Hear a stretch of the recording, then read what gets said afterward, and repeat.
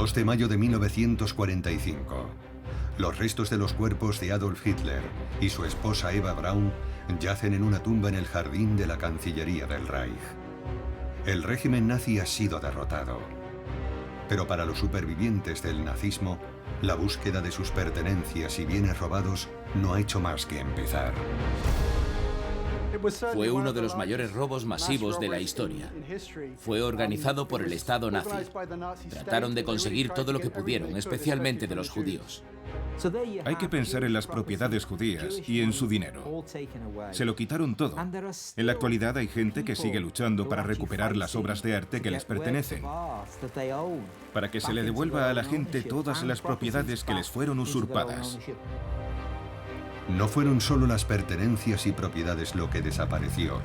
Muchos de los criminales de guerra también se esfumaron de repente. Hubo toda una red clandestina que se creó con el fin de ayudar a escapar a los nazis de alto perfil. Muchos volvieron a llevar una vida normal después de la guerra. Las sentencias fueron muy indulgentes y los indultos se gestionaron rápido.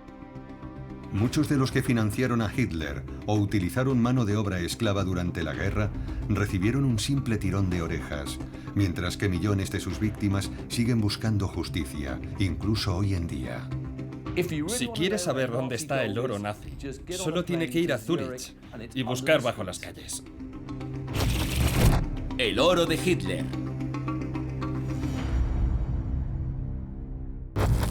Episodio 4. Posguerra e injusticia.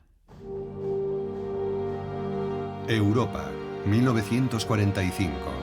El poderoso Reich de los 1000 años se encoge bajo el avance de los aliados en ambos frentes.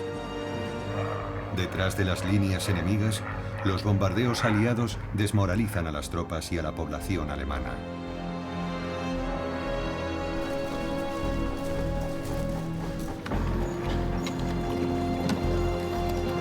La demente obsesión de Adolf Hitler por la conquista y la dominación ha arrastrado a toda la nación a una pesadilla. Hay unas imágenes increíbles tomadas desde un avión que sobrevuela Berlín justo al final de la guerra. Y se ve la desolación que hay abajo. Es como algo sacado del infierno de Dante. Así que Alemania comenzó esta guerra para dominar el mundo, ¿verdad?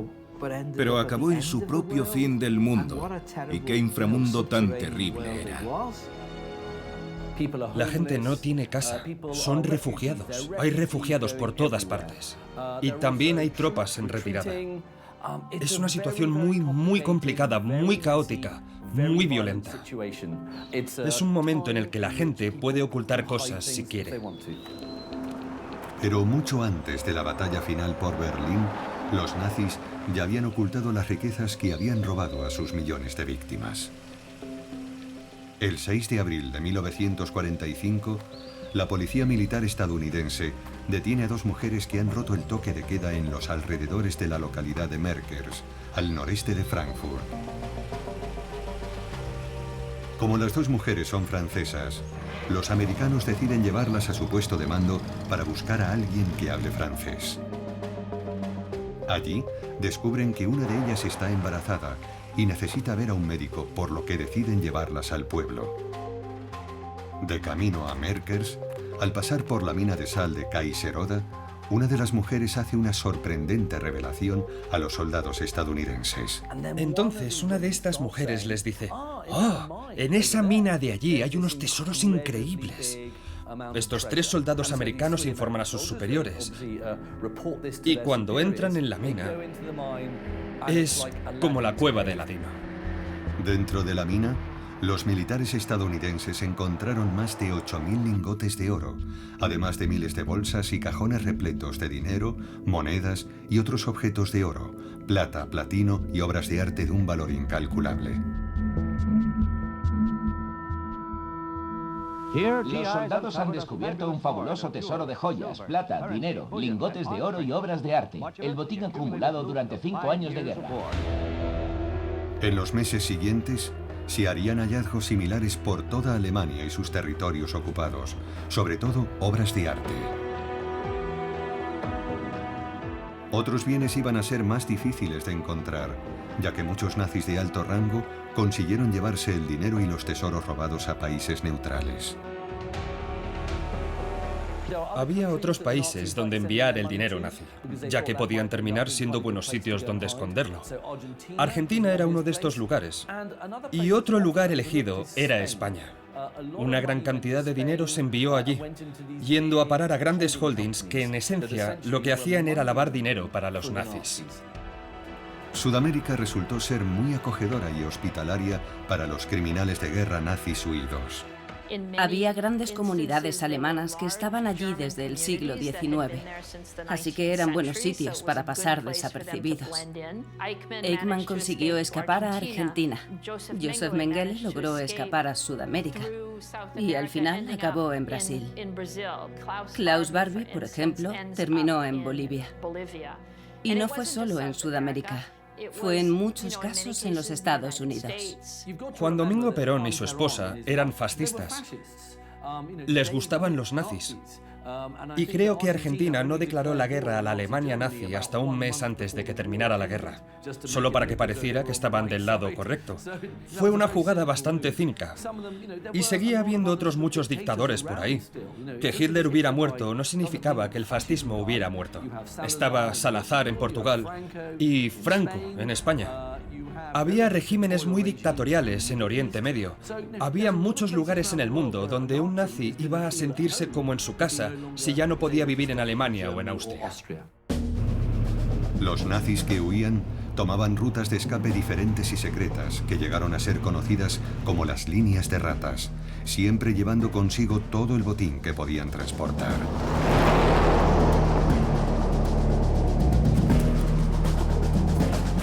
Algunos escaparon a través de Dinamarca, otros a través de España. Pero la vía más conocida es la ruta que iba a través de Alemania y Austria, cruzando los Alpes, por el paso del Brennero.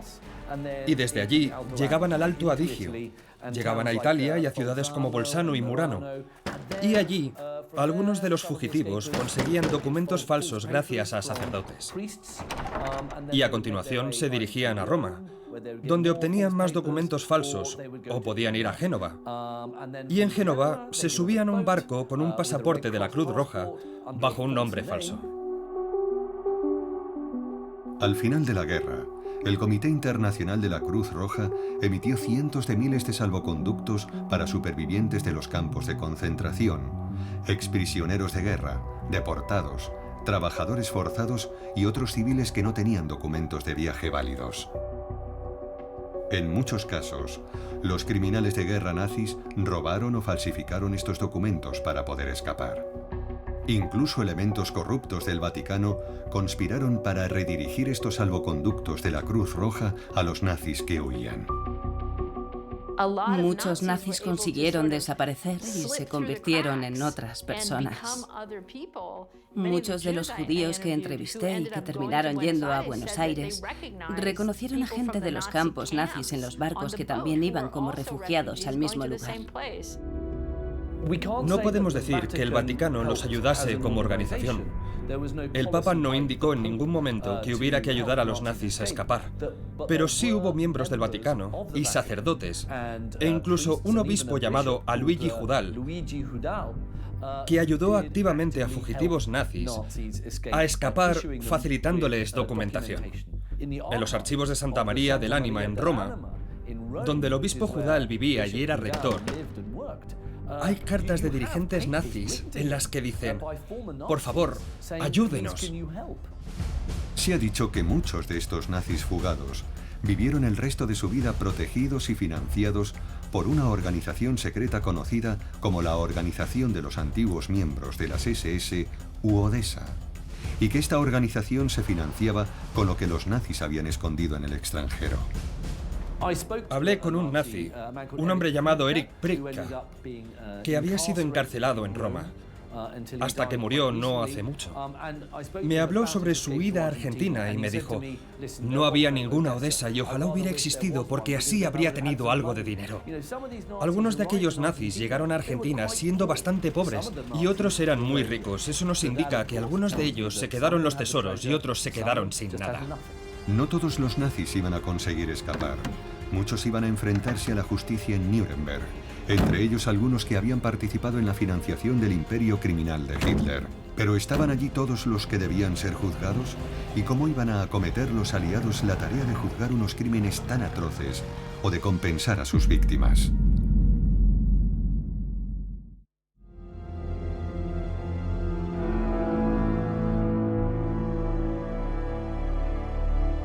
En mayo de 1945, los aliados liberaron por error a algunos prisioneros políticos nazis, entre ellos dos importantes nombres del aparato financiero de Hitler, el industrial Fritz Thyssen y Hjalmar Schacht, antiguo director del Reichsbank y cerebro económico del rearme militar de Alemania.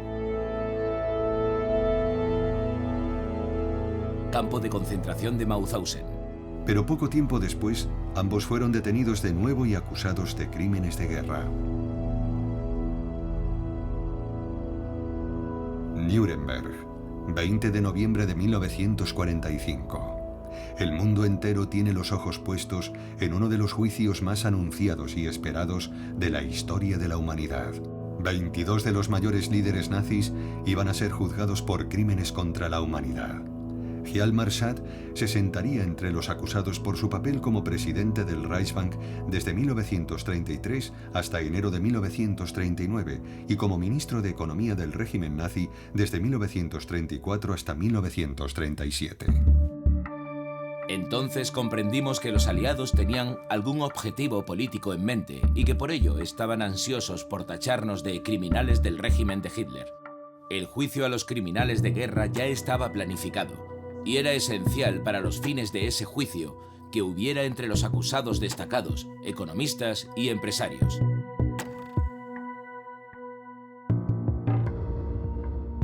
Se sospechaba que Schacht había facilitado la guerra de agresión de Hitler y había sobradas razones para suponerlo.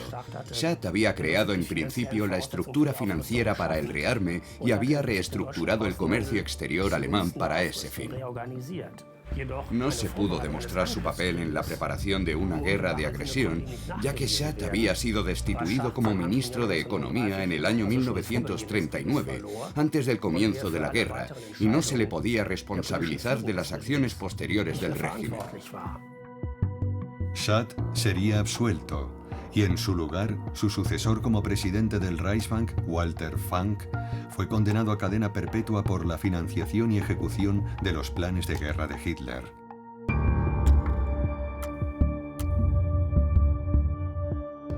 Durante el juicio, Hjalmar Schacht se encontró con el hombre que lo había introducido en las altas esferas del partido nazi, Hermann Göring.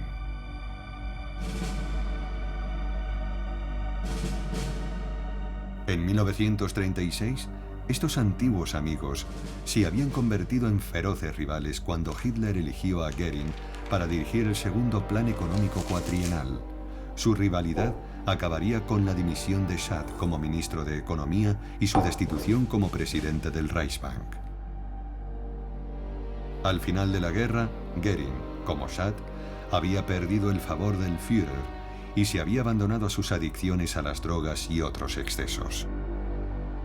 En la cárcel en Nuremberg, Göring se desintoxicó de las drogas y disfrutó de su papel de líder nazi de mayor rango. Personalmente siempre había considerado a Göring como el peor de los acusados, debido a su origen acomodado y a su posición privilegiada. Pero en el juicio de Nuremberg demostró un gran valor, tanto en su comportamiento como en sus exclamaciones entre dientes. El papel de Göring en el rearme del Reich y su responsabilidad en el expolio de las empresas donde se forzó a trabajar hasta la muerte a miles de personas acabó con su condena a la horca. Pero incluso él iba a librarse de la justicia, ya que tomó la salida del cobarde y se suicidó con una cápsula de cianuro en la víspera de su ejecución. Este fue el fracaso final de Nuremberg.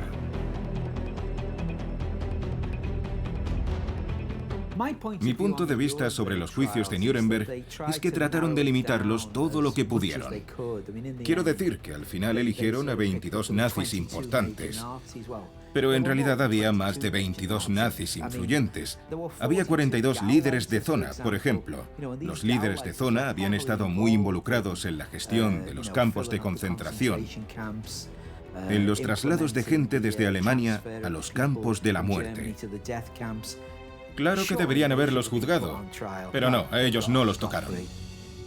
Lo mismo ocurrió con varios de los financieros de Hitler, entre ellos Gustav Krupp von Bohlen, el fabricante de armas y cerebro del Fondo Adolf Hitler, a través del que se realizaban contribuciones al partido nazi y al propio Führer.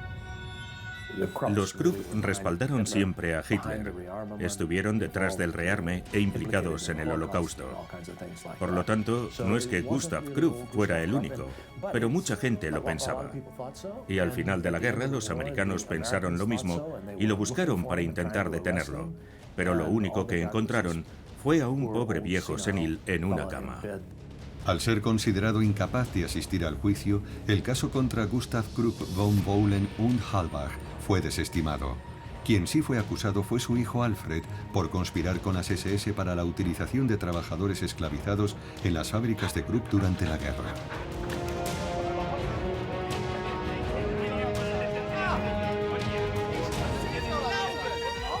Entre el 9 de diciembre de 1946 y el 13 de abril de 1949, los aliados llevaron a cabo 12 juicios más en Nuremberg, en los que se procesó a los industriales alemanes por su colaboración con los nazis. Pero estos también fueron muy defectuosos. También se llevaron a cabo grandes juicios en Nuremberg contra los industriales alemanes. En uno de ellos se juzgó a la dirección de IG Farben. Hubo otro proceso contra Gustav Krupp y su hijo, y otro más en el que fue condenado un director del Dresdner Bank, Karasi. Está claro que lo que les interesaba a los americanos era purgar la élite económica alemana de antiguos nacionalsocialistas activos y aplastar los centros de poder de la industria alemana con una capacidad potencial de apoyar un golpe de Estado, los grandes trusts y corporaciones. Entre los juicios más destacados está el de Oswald Pohl, jefe de la Administración Central Económica y Administrativa de las SS, que coordinaba el funcionamiento de los campos de concentración, el suministro de mano de obra esclava y el saqueo de las propiedades de las víctimas. El tribunal condenó a Pohl y a 3 subordinados a la pena de muerte, mientras que otros 11 recibieron penas de entre 10 años y cadena perpetua. Solamente Pohl sería ejecutado. Los demás vieron sus sentencias conmutadas o incluso anuladas por completo. No fue el caso del desafortunado Pohl, que fue ahorcado el 7 de junio de 1951. Fue una de las últimas personas ahorcadas como resultado de los juicios de Nuremberg. Después de aquello, los aliados adoptaron una política más indulgente y tolerante. Así que en realidad no se castigó a muchos altos cargos de las SS después de la guerra. El primer industrial sometido a un juicio exclusivo fue el magnate del carbón y el acero Friedrich Flick. El 19 de abril de 1947 fue acusado de crímenes de guerra y crímenes contra la humanidad por el uso de mano de obra esclava, junto con el robo de recursos en los territorios ocupados.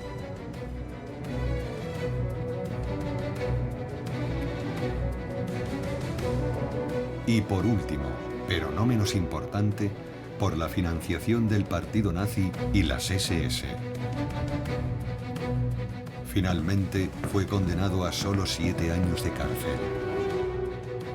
En el segundo gran proceso, celebrado del 27 de agosto de 1947 al 30 de julio de 1948, se juzgó a IG Farben, el gran conglomerado químico cómplice del nazismo que suministró gasolina y caucho sintéticos, así como el infame pesticida Ciclón B, que se utilizaría para asesinar a millones de judíos. IG Farben era la mayor corporación alemana y la que utilizó el mayor número de trabajadores esclavos, trabajadores forzados civiles y reclusos de los campos de concentración. Es conocido que IG Farben construyó una gran fábrica junto al campo de concentración de Auschwitz, solo con trabajadores forzados, IG Farben Auschwitz-Monowitz. IG Farben era el paradigma del trabajo forzado y los miembros del Consejo de Administración también fueron condenados. De los 24 ejecutivos de IG Farben acusados, 11 fueron absueltos y los demás recibieron sentencias entre los 8 años y los 18 meses de cárcel por participar en el exterminio de millones de personas. En general, los veredictos de los industriales, al igual que los veredictos de los oficiales y generales de las SS que dirigían estos campos e industrias, fueron demasiado indulgentes. Creo que se llevó a juicio a muy pocos responsables de la industria.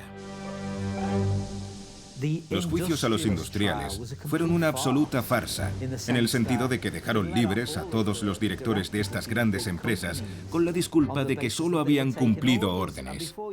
Y como si no hubiera pasado nada, todas las grandes empresas del periodo nazi se convirtieron en las grandes empresas de Alemania de la posguerra. Los juicios de Nuremberg no fueron la única ocasión en la que los nazis se enfrentarían a la justicia por sus crímenes. En todo el país y en los antiguos territorios ocupados, tribunales civiles juzgaron a antiguos nazis y colaboradores en un proceso conocido como desnazificación.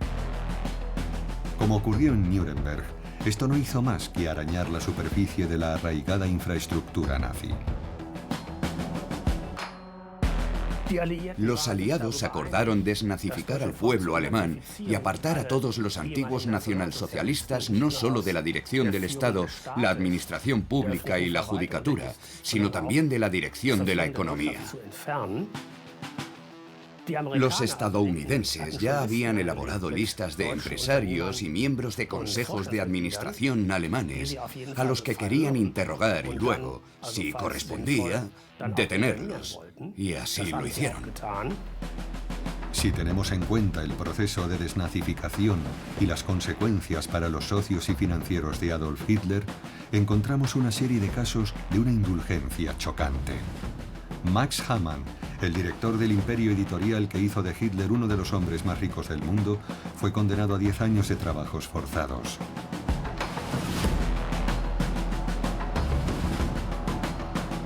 Sería liberado después de solo 5.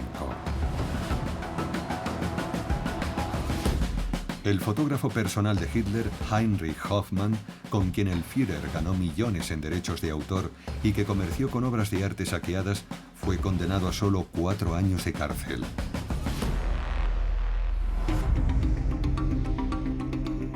Es indignante cuando lo piensas un poco, y el número de personas que respondieron ante la justicia no fue grande. Se dijo entonces que el programa de desnazificación era lo que llamaban un certificado Persil. Porque lo que ocurría era que 3 personas decían que eras un nazi, pero si tú tenías a 3 o 4 personas más que pensaban que no lo eras, eras indultado. Lo llamaban el certificado Persil, porque Persil era un jabón en polvo que decían que lavaba más blanco. Y con este sistema se blanqueaba tu pasado fácilmente. Hoffmann se convirtió en un ejemplo del cinismo y la ineficacia con que las autoridades de posguerra llevaron a cabo la desnazificación. Poco antes de fallecer, a los 72 años, recuperaría una parte considerable de su colección de arte robado. Algo similar ocurrió con numerosos industriales y empresarios que apoyaron y financiaron el régimen nazi. A partir de 1947, se tomó la decisión de reconstruir la industria alemana a largo plazo. Y aunque se sustituyó a algunas figuras importantes, los directivos de segunda fila por lo general no se vieron afectados en absoluto por la desnazificación, por lo que pasaron a ocupar los puestos que habían quedado vacantes. El 11 de septiembre de 1949, el presidente Harry S. Truman nombró a John J. McCloy alto comisionado de los Estados Unidos para la Alemania ocupada. McCloy puso en marcha indultos masivos para distintos criminales de guerra nazis cuyas sentencias fueron conmutadas o anuladas, entre los que se encontraban la mayoría de industriales juzgados en Nuremberg. Fueron indultados porque Estados Unidos y los demás aliados occidentales normalizaron su relación con la República Federal de Alemania. Y luego, como contrapartida de esta normalización y del inicio del rearme de la República Federal y la reintegración de Alemania en un sistema de tratados consolidado, también accedieron a liberar a los antiguos nazis que seguían encarcelados por los aliados. El más prolífico y leal de todos los industriales hitlerianos, Friedrich Flick, era libre en 1950. No solo recuperaría todas sus empresas situadas en Alemania Occidental, sino que también invertiría en varias empresas en desarrollo y sería el mayor accionista de Daimler-Benz. Acabó siendo el hombre más rico de Alemania Occidental. A su muerte, en 1972, dejó un imperio económico de 330 empresas y una facturación de 8.000 millones de marcos. Alfred Krupp también fue indultado en 1951 y recuperó parte de sus industrias confiscadas. Recobró su fortuna personal y reconstruyó el imperio de su familia. Incluso creó una fundación que lleva su nombre y que incluyó en su consejo al banquero Hermann Joseph Abs. Uno de los presidentes del Deutsche Bank durante la guerra, Abs fue responsable de la arianización de empresas confiscadas a propietarios judíos. Nunca fue procesado por sus crímenes e incluso conservó la presidencia de estas empresas.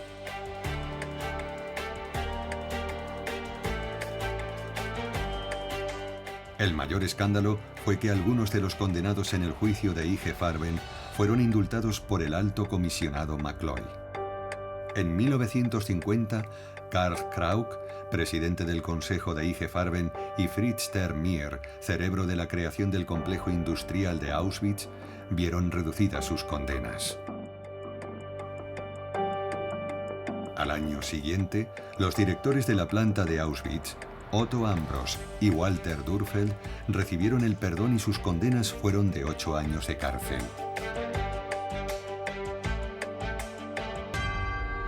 Al igual que Flick y Krupp, casi todos los criminales de guerra de IG Farben se reincorporaron al mundo empresarial alemán de la posguerra en puestos importantes.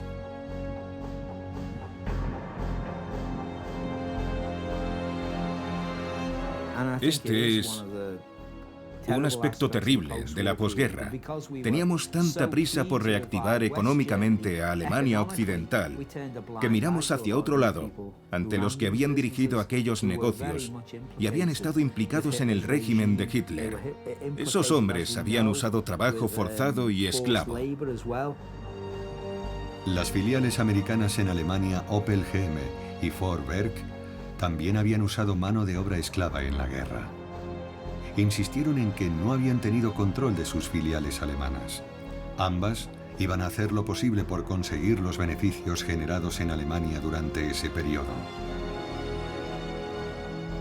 Ford y General Motors se encuentran con un problema al final de la Segunda Guerra Mundial. Tienen beneficios que se han acumulado en las plantas de Opel y Ford Werk en Alemania. Otro problema es que el marco alemán tiene un tipo de cambio muy desfavorable frente al dólar estadounidense. Entonces, ¿cómo pueden llevarse esos beneficios a Estados Unidos desde el punto de vista político o económico? En los años 50, tanto Ford como General Motors intentan repatriar sus beneficios, pero perdiendo dinero en el cambio. Además de embolsarse los beneficios de la guerra, ambas empresas reclaman compensaciones por los daños sufridos durante la guerra en sus fábricas alemanas. Pero con cinismo supremo, tanto Ford como General Motors pidieron al gobierno de los Estados Unidos compensaciones por daños de guerra en sus fábricas. Piden compensaciones por los daños que habían causado los aliados a sus empresas en el Tercer Reich. General Motors, de hecho, lo consigue. El gobierno estadounidense les paga una indemnización de más de $30 millones por los daños sufridos. Ford pidió lo mismo, pero 20 años después del final de la guerra, el gobierno americano, en este caso, solo le dio $1 millón como compensación. Aunque los aliados dejaron escapar a los industriales y financieros alemanes, rastrearon bien las enormes riquezas y bienes nacionales robados por los nazis. Al final de la guerra, los servicios de inteligencia diseñaron un plan para recuperar el botín nazi robado en países neutrales, bautizado como Operación Puerto Seguro. La Operación Puerto Seguro fue una operación encubierta dirigida por la Oficina de Servicios Estratégicos de los Estados Unidos, precursora de la CIA, con el fin de combatir el lavado de dinero que los nazis llevaban a cabo por el mundo. A través de esta operación, los aliados recuperaron parte de los bienes robados por el Reich y desarrollaron un programa de restitución controlado por la Comisión Tripartita del Oro. La Comisión Tripartita del Oro se creó para redistribuir y devolver lo que habían robado los nazis. Pero los países que tras la guerra entraron en la esfera soviética sufrieron un nuevo castigo, porque su oro no volvió a ellos. En algunos de estos casos no se les devolvió hasta la década de 1990, por los cambios geopolíticos.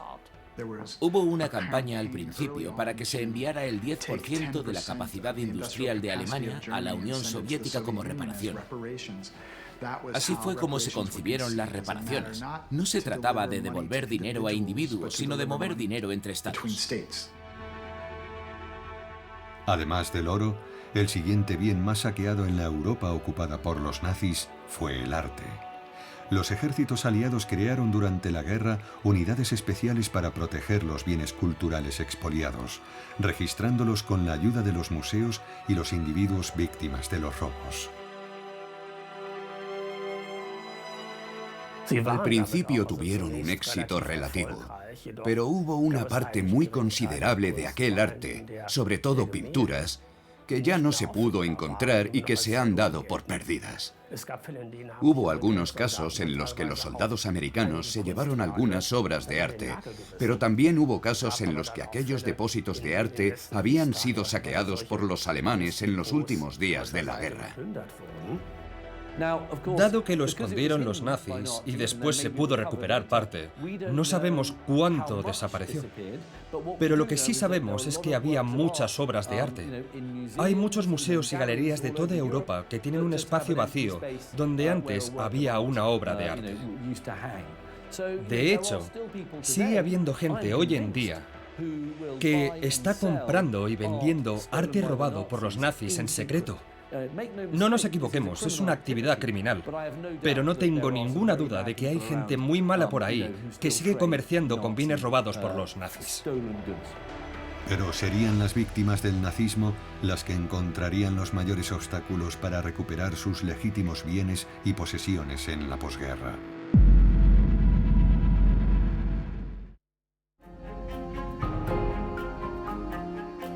Muchos historiadores han intentado calcular el valor de los bienes, dinero y posesiones robados durante los 12 años de terror nazi. Aunque se ha recuperado una parte, aún falta mucho, lo que ha dado lugar a teorías conspirativas, búsquedas de tesoros e investigaciones sobre el oro nazi hasta el día de hoy. Todos hemos oído historias sobre el oro encontrado en el fondo del lago Toplitz, pero allí nunca se ha encontrado nada. También se habló de un tren cargado de oro, escondido bajo las montañas polacas. Una vez más, nunca se ha demostrado que sea cierto. Se han escrito muchas tonterías sobre el oro nazi, y la gente habla. Es algo muy propio de un thriller o de una película. Pero sospecho que debe haber, todavía, cierta cantidad de oro escondido. Y yo diría que si ese oro está en algún sitio, es debajo de las calles de Zúrich o Ginebra. Va a estar en un banco suizo. Suiza jugó un papel crucial en el saqueo de arte y posesiones durante la Segunda Guerra Mundial. El secreto del sistema bancario suizo permitió al régimen nazi blanquear gran parte del oro y divisas robados a sus víctimas. El 8 de marzo de 1945, los aliados acordaron con Suiza interrumpir el comercio y congelar los activos alemanes para devolver todo lo posible a sus legítimos propietarios. Pero no se podía identificar a los legítimos propietarios, ya que los nazis habían borrado bien sus huellas para impedir su identificación. Fue otra forma en que se protegieron los nazis, porque refundieron todo el oro y le pusieron el sello alemán a los lingotes. Así nadie sabía realmente de quién era. Al final de la guerra, cuando sus herederos trataron de reclamar, los bancos les pidieron un certificado de defunción que demostrase que los beneficiarios finales habían muerto. La respuesta solía ser: Auschwitz y Dachau no nos dan certificados de defunción. Así no había forma de probar la muerte. Y los banqueros suizos alegaban: vaya, pues lo sentimos, no podemos hacer nada por usted. Los demandantes lo tuvieron difícil para presionar a los bancos suizos a fin de que revelaran información sobre los bienes y activos recibidos durante la guerra. Sobre todo porque los suizos aprovecharon el inicio de la Guerra Fría para frenar gran parte de los procesos de restitución. Así que tenemos todas estas propiedades que en realidad pertenecen a otras personas y que nunca fueron repatriadas. Una vez más, ¿por qué? Es parte de esta psicosis de la Guerra Fría. No podemos sacar este tema en este momento. Ahí están esas propiedades judías, ese dinero, todo lo robado en ese periodo. Es un verdadero escándalo. Y es un escándalo que no fue reparado. No fue hecho en el periodo de la posguerra. Después de la caída del muro de Berlín en 1989, se desclasificaron millones de documentos relacionados con la Segunda Guerra Mundial que arrojaron nueva luz sobre la participación de instituciones bancarias y multinacionales en el entramado financiero de Hitler. No fue hasta más tarde, durante el mandato de Clinton, cuando hubo una iniciativa seria para que las industrias individuales pagaran reparaciones a las antiguas víctimas individuales que habían estado viviendo como supervivientes durante los últimos 20 o 30 años. Aún más tiempo cuando ocurrió esto, en los 90. Aquello fue el principio de una nueva fase. Estos documentos demuestran que la pretensión suiza de neutralidad en la Segunda Guerra Mundial fue una pura farsa. Los documentos también demuestran que estos envíos se llevaron a cabo en camiones que llevaban estampado el escudo suizo. En otras palabras, se utilizaron vehículos de transporte suizos y que los lingotes de oro estaban claramente identificados como procedentes de Alemania. Estas audiencias del Congreso de los Estados Unidos sirvieron de base para varias demandas presentadas por víctimas del nazismo que buscaban justicia. Organizaciones como el Congreso Judío Mundial y la Agencia para la Tierra de Israel apoyaron su causa.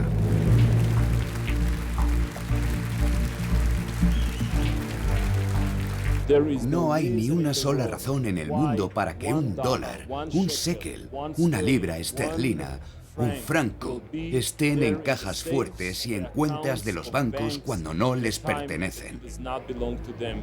Cada moneda que pertenece a los judíos debe ser devuelta a los judíos individuales y al pueblo judío.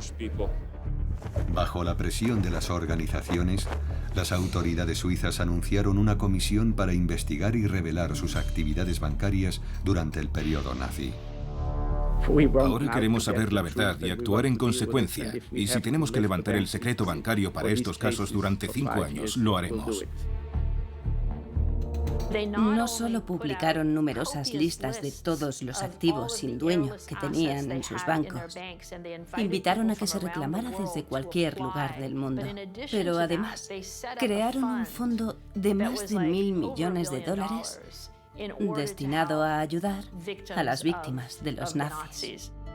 Otros países siguieron su ejemplo y crearon comisiones para investigar su implicación con Hitler y su régimen, lo que llevó a plantear una nueva pregunta.